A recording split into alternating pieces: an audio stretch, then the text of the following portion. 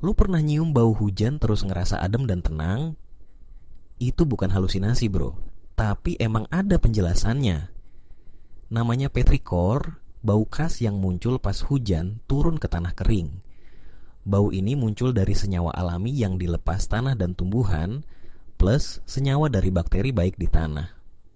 Menariknya, otak kita bereaksi positif ke bau ini, karena secara bawah sadar, kita anggap itu pertanda air itu bergil kehidupan.